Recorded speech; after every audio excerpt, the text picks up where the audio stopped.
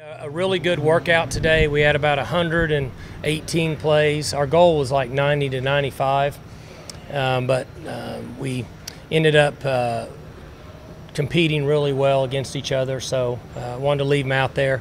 And we're a little deeper, as you guys know, so we have some really quality young players with our freshmen and our threes, so they were able to get about 30 of those plays. And we had a few special teams plays we worked on that we don't work on at this time of the year in the past. So defense was running around and making plays like what we had hoped. There's quite a bit of speed on that side of the ball, so that's exciting for our football team. Our running backs made some plays, got in space, and were able to run away from the defenders. Overall, it was a really good day. We had, I'm going to guess, 5 penalties between the ones and the twos on both sides of the ball, which is pretty good. We had a couple holding penalties and a couple offsides on defense, so I was fairly pleased with that side of the scrimmage. But we've got a ways to go, but I really like where we're at right now. I like the attitude of the team, and I like their effort. Are there some inherent advantages for the defense this time of year? Just with, that they know the offense, they've seen everything. Sure, the defense always has an advantage, in my opinion. And spring ball and in preseason practice, they see the same formations and looks and calls and plays and snap count and routes and different things, and so they have a little bit of a leg up. But offensively, there's different things that our group can do with the different looks and things that we have to move the football. But they've got a little bit of advantage, sure. Who are some of the newcomers on defense that have continued to impress you? Well, Devontae Everett is not really a newcomer, but he didn't play last year. He's moving around well. Mike Jones is having a good camp. He's been around here a long time, but he hadn't played a lot in crucial situations.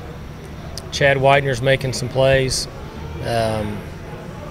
Trey Carter's making some plays. Vincent's having a good camp. There's quite a few guys that are playing pretty well. Jarrell Morrow is improving with a year of experience a season ago. So we've got a number of guys that can make some plays. You mentioned Vincent and Trey. You feel like you're starting to get a read on all those guys that would be candidates to help inside on defense at this point? A little bit? From an effort standpoint, from a technique and responsibility standpoint, yes. From a comfort standpoint, not yet? Well, I'm not really ever comfortable with a player that hadn't played in games. And Vince hasn't played in games at key times, and obviously Mote's not here, and Carter and Ben and those guys are new. And they're going to have to perform, in September and October, and then I'll be able to give a better opinion on how I think they've improved as players. You mentioned back in the spring that Rennie was working to be more physical, being able to stay healthy. Has he been able to carry that here into the fall? Sure. He had a really good practice today. And Chris Carson has made Rennie a better player for 2 reasons. One, because competition makes all of us better. And 2, it gives him a little bit of a break. And he can split reps. And Rennie has always been more productive when he's fresh. And most players are that way, but Rennie more so right now. And he had a good spring, and he's had a good camp up to this point.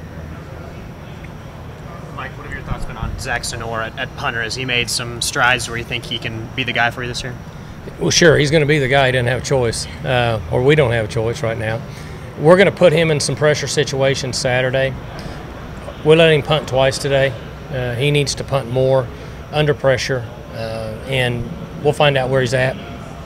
He's a lot like the defensive tackles. We'll know more about him in the middle of October. But he's certainly our guy, and I like his progress, and I like where he's at this point. Since Kyle introduced special teams, you've always been pretty attuned to that. Can you visibly see the difference in Ben and the way he strikes the ball this year compared to the hip injury last year? I think so. His kickoffs were really good the other day, and he kicked 3 field goals today and hit the ball well. And he certainly has the distance and the strength right now for what we're looking for. We're looking for guys that are consistent from 45 in. Anything else is a bonus, and it seems like that he's going to be in a position to facilitate that part of our special teams. Robbie Disher told us at Assistant Media Day that there could be up to 20 guys who'd like to return punts and kicks just based on their athleticism and their history. Has that list kind of been narrowed down, and what are some of the things that you look for in finding that guy?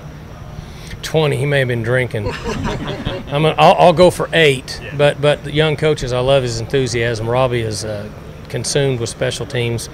We've got 5 guys that we're working right now. We're working Glidden, we're working Shepherd, we're working Washington, we're working Carr, and we're working McCleskey. There's other guys. 18, Ramon has worked, Mike Tavius has worked. So there's a long, long list, but those are the 5 guys that we're working to get ready to play in the first game. Hey, how did you guys find James Washington? Coach Dunn found him on the computer with those recruiting sites, and liked his tape and called out there to get some information on him. And after we got the information from the people at the school about the type of person he was and his athleticism, we were very intrigued, mainly because we found out that he played tennis, played football, played basketball, and was very good and athletic. And then my story may be a little off, leaning toward a fish story here, but I believe he went out for tennis because they needed a player, and he went all the way to the finals, I think, in whatever class they are. They're not very big. And so we knew he had a special talent, but then he was at a really, really small school. And so we went out there to see him and really liked him and liked his athleticism. And that's how we found him. He even handled the place kicking for that team. Yeah, he worked at the Conoco there on the corner for 4 hours during school, and did everything else. He was almost a one-man show there. Are you being literal? Did he have a job during the No, I was just saying he's kind of did it all. That would have been a good. Yeah, that'd have really been a good fish story, right? No, but I mean, I went to watch him in basketball. Worked at Target, so I mean, I went to watch him in basketball, and there was about 25% of the people in the stands that watched the game were related to him. Is that right? Oh yeah, his family and his grandparents and everybody. It's awesome. I mean, they're all there, and you could tell they kind of took about 25% of their gymnasium up the night that I was over there watching them play basketball. 22 guys on the field at all times, and I've never seen one guy dominate a championship game the way he did his state championship. He has a special ability, and his strongest characteristic is his ability to listen and learn, and he loves to play football. We had to take him off the field in the spring because he would go out there with the threes if they needed somebody, and we try to shelter him just a little bit in the fall. And well, 2 days ago I looked up with the threes and he was out there practicing. I had to get him off the field. And so he loves to play football, and there's just really no substitute for guys that love to play the game. Are you surprised at how effective he can be despite the fact that he's smaller than most of the star guys you've had at that position? Those other guys, Bowman, Des, 6'3", 6'4", he's not as tall. Does that surprise you at all? He's a great leaper. He's getting close to being a 40-inch vertical guy, I think. And he also maximizes his ability to make a play at the highest point. Some guys are good leapers, but they can't time their jump. Right now, he can get up really high and time his jump. It makes up for him not being as tall. He's a couple inches shorter than those guys. And he's got a burst, and he's got really good endurance. Very seldom does he ever get tired. And so those areas allow him to make up for some size. Obviously, it's pretty early in his career, but do you feel like he's kind of an example of the type of guy you've built this program with? Sure. Yeah, he's, and the good news is, Brandon, we have a number of guys like him. Some of them may not be as talented as him, but we have a large percentage of players on our team that are thinking the way he's thinking. And that's how you win football games, and that makes me sleep at night, and it makes my job a lot easier. But he's an example of what we've looked for. You're leaning toward a two-star player that, you know, if he continues to work hard, potentially make a little money playing this game.